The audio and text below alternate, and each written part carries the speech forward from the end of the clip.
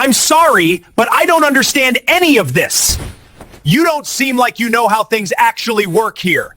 I think management could have made a better choice. You know how sometimes a single moment can unravel an entire life? That's what happened to Marcus Chen on a Tuesday morning in October. 47 seconds.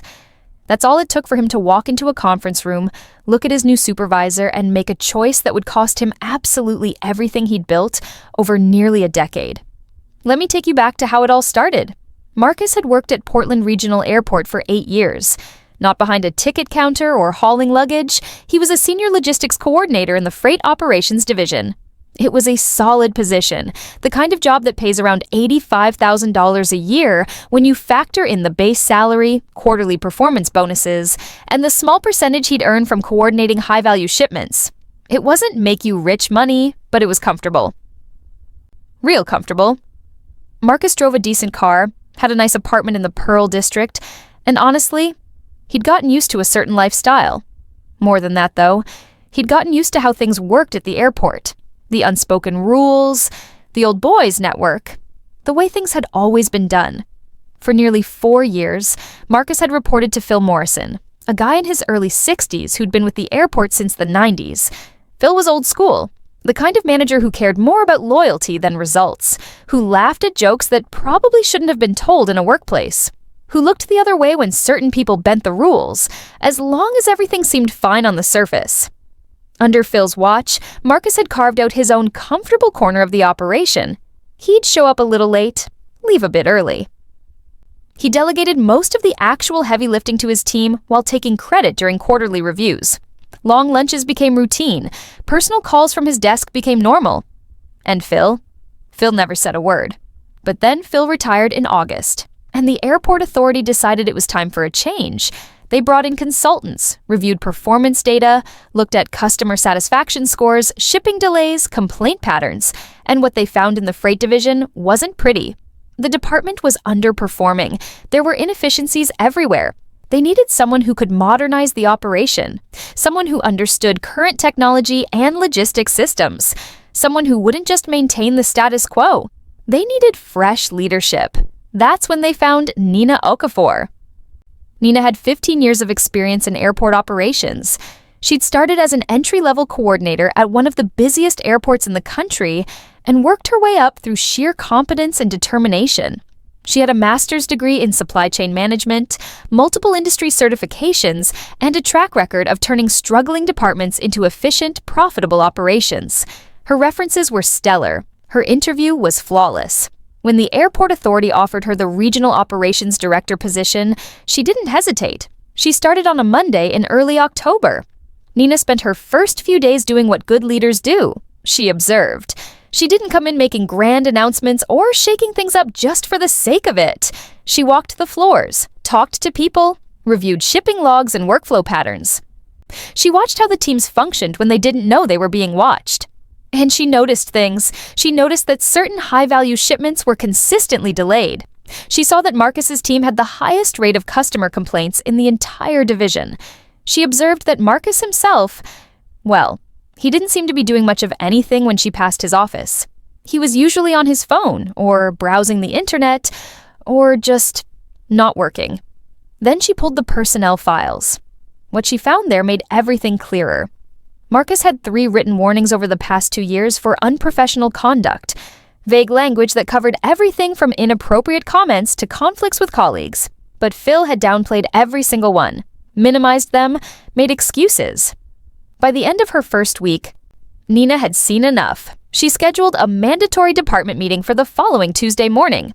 Everyone in freight operations got the calendar invite. Subject line, operations overview and new protocols. Attendance wasn't optional. Marcus saw the meeting request and almost deleted it. Another boring corporate thing where some new manager talks about their vision and everyone pretends to care. But something in him wanted to see this new boss for himself. Wanted to, establish something. Make his position clear from the start.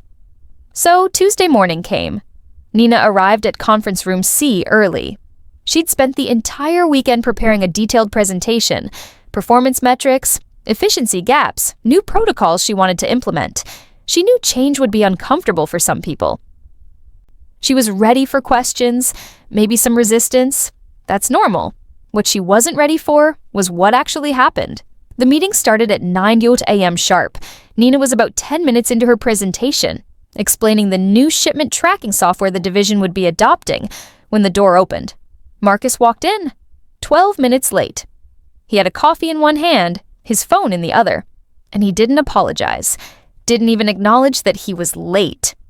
He just walked to the back of the room and dropped into a chair with this expression, like he was doing everyone a favor by showing up at all. Nina paused, made eye contact with him, and in a calm, professional voice said, "I appreciate everyone making the time to be here this morning." Marcus just stared at her, this cold, dismissive stare. Nina continued with her presentation. She outlined the changes: new software systems, revised scheduling protocols, mandatory training sessions for all coordinators. She explained that these changes were data-driven, not arbitrary, that everyone would be evaluated on clear, objective performance standards going forward. That's when Marcus raised his hand. Nina stopped, nodded at him. She expected maybe a question about implementation timelines or concerns about the training schedule. What came out of his mouth instead made the entire room go cold. "I'm sorry, but I don't understand any of this," Marcus said. His voice was loud enough that everyone turned to look. "You don't seem like you know how things actually work here. I think management could have made a better choice." The room went completely silent.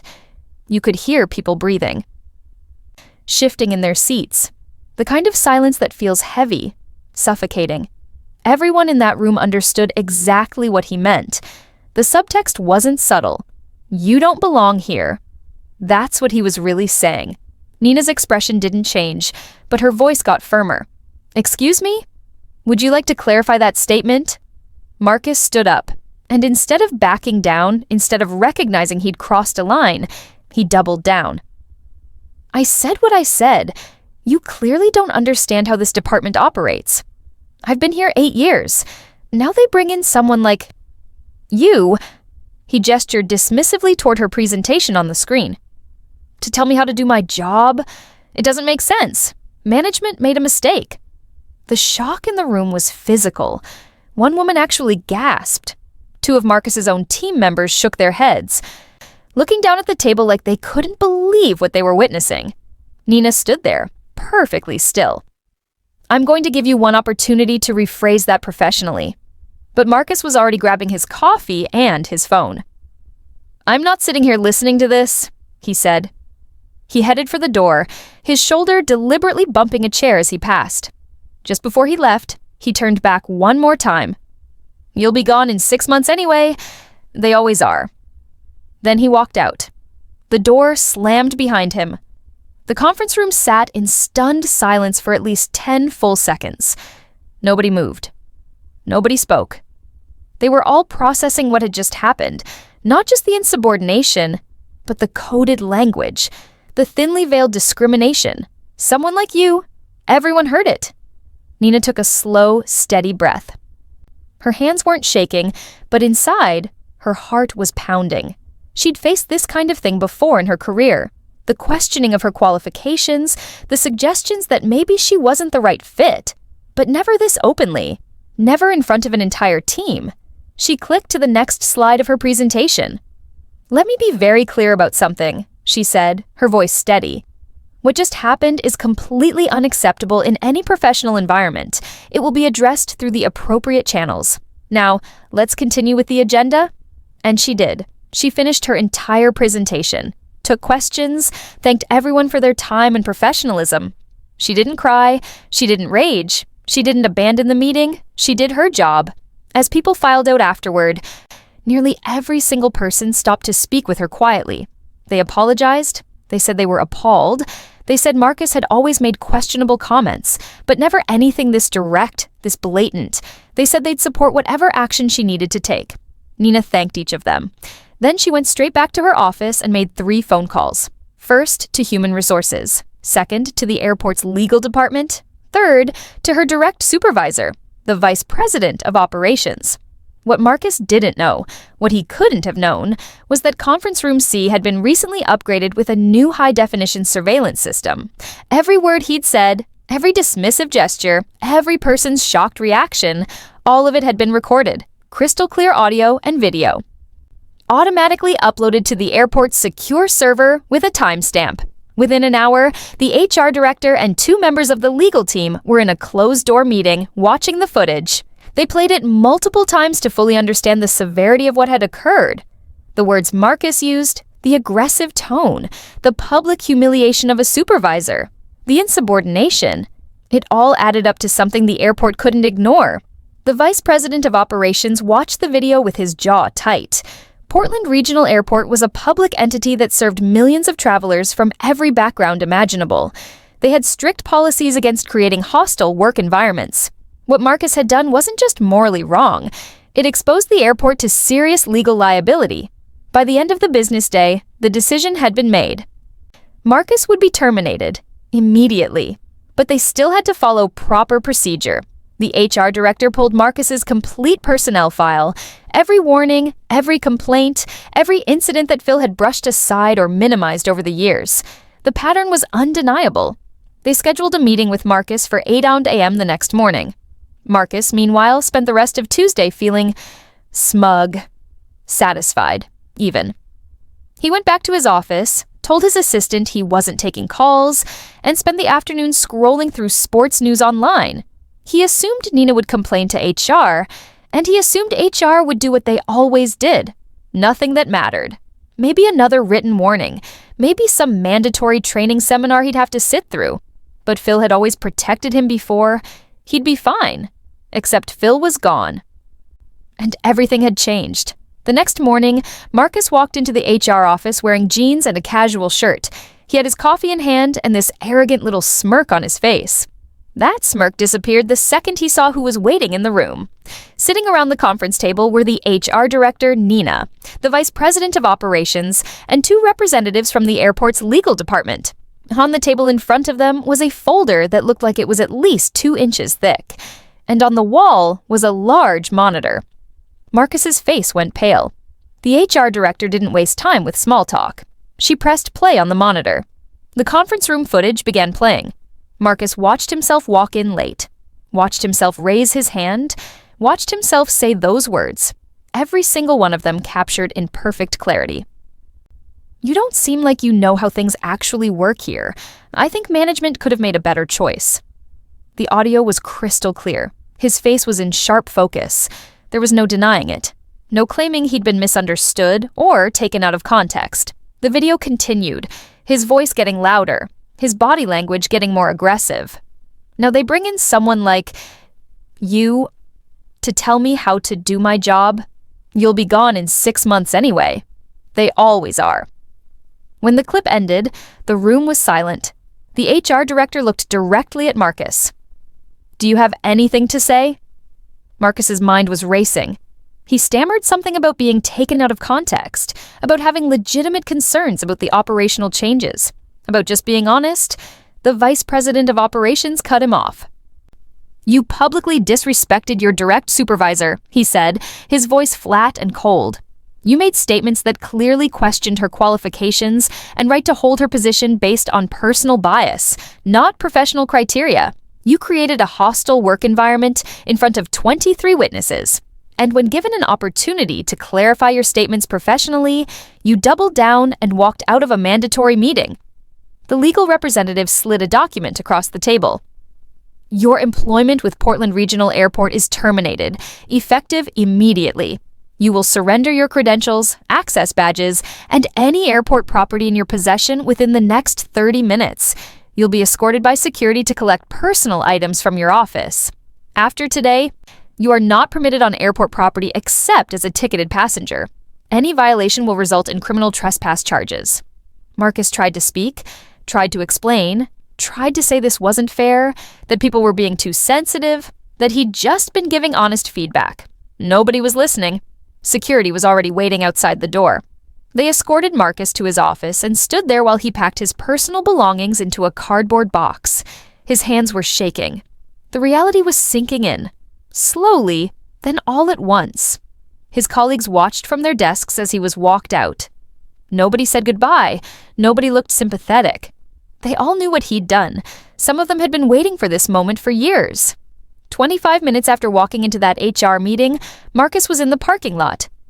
Loading a box into his car, the $85,000 a year job was gone. Just like that. But the consequences? They were only beginning. The airport's legal department documented everything. They prepared a comprehensive report in case Marcus tried to file a wrongful termination lawsuit. They had the video evidence. They had witness statements from everyone in that conference room. They had his history of prior warnings. It was airtight. Marcus did consult with an employment attorney. He tried to claim he was fired without cause, that he was just expressing concerns about leadership changes, that his comments were protected speech. The lawyer watched the video footage that the airport provided during discovery. Then he told Marcus bluntly that he had no case. The comments were insubordinate, created a hostile work environment, and violated multiple workplace policies. Filing a lawsuit would just waste money Marcus didn't have. Marcus didn't sue. But word spread through the aviation industry fast. When you fire a senior coordinator, people notice. Colleagues talk, team members share stories. People who'd been in that conference room told friends at other airports what had happened. Within weeks, Marcus's reputation was damaged in ways he couldn't repair. He started applying to similar positions at other airports, at freight companies, at logistics firms. Some applications went into a void, no response at all. Others led to phone interviews that seemed promising, until the hiring manager called Portland Regional for a reference check. After that, the offers never came. The phrase, "not eligible for rehire," followed him everywhere. And when employers asked why, when they dug a little deeper and learned about the circumstances, they wanted nothing to do with him. Nina, meanwhile, moved forward with exactly what she'd been hired to do. The incident was addressed in a company-wide memo from the Vice President of Operations. The memo didn't name Marcus specifically, but it made crystal clear that disrespectful behavior and insubordination would result in immediate termination, regardless of position, tenure, or who someone used to report to. The message was received. Nina promoted one of Marcus's former team members to fill his coordinator position, a woman named Sarah who'd been doing most of Marcus's actual work anyway, while he took credit for it during reviews. The team's performance improved almost immediately. Within 3 months, customer complaints in the freight division dropped by nearly 60%. Shipping delays were cut in half. Employee satisfaction scores went up across the board. Turns out when you remove a toxic employee and replace them with actual competent leadership, things get better. Who knew? The footage of Marcus's outburst eventually became part of the airport's mandatory training program for managers and supervisors. It was used as a real-world case study of what zero tolerance actually looks like. The faces were blurred, names were changed in the training version, but the message was unmistakable. Marcus eventually found work again, but nothing close to what he'd had. He ended up taking a job at a small freight company for about $38,000 a year. Less than half his previous salary. He had to move to a cheaper apartment, downsize his car. His entire lifestyle collapsed, all because he couldn't look at a qualified black woman in a position of authority without publicly questioning whether she belonged there. The story became a cautionary tale at Portland Regional Airport. New employees heard about it during orientation, usually framed as an example of what professionalism means and what happens when you abandon it. For Nina, the incident was just part of her first month on the job. She dealt with it professionally, documented everything properly, and moved on to the actual work she'd been hired to do. She didn't waste energy dwelling on one difficult employee. She focused on building a strong, effective team and delivering results. That's what real leadership looks like. Within 18 months, Nina was promoted to Senior Director of Operations, overseeing multiple departments across the airport. She received industry recognition for operational excellence. She mentored other women and people of color trying to advance in aviation careers. She became exactly the kind of leader the industry needed. She rarely talked about Marcus. When people asked about challenges she'd faced in her career, she focused on systemic issues, not individual incidents. She emphasized the importance of clear documentation, consistent policies, and leadership that actually enforces accountability. But everyone who knew the story understood something important. Marcus wasn't fired because Nina was vindictive or couldn't handle criticism. He was fired because he publicly disrespected his supervisor, questioned her right to be there based on who she was rather than what she could do, and created a hostile environment for every single person in that room. The cameras just made it impossible to deny. Years later, the footage still exists in the airport's archives, a permanent record of what happens when disrespect meets accountability.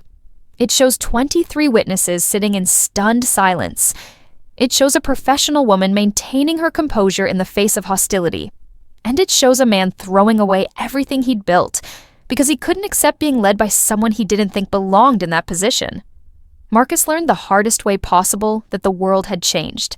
The old protectors like Phil, the ones who used to shield certain people from consequences, were retiring or being pushed out. Organizations were actually starting to enforce their policies about workplace conduct. And technology like surveillance cameras meant there was nowhere to hide anymore.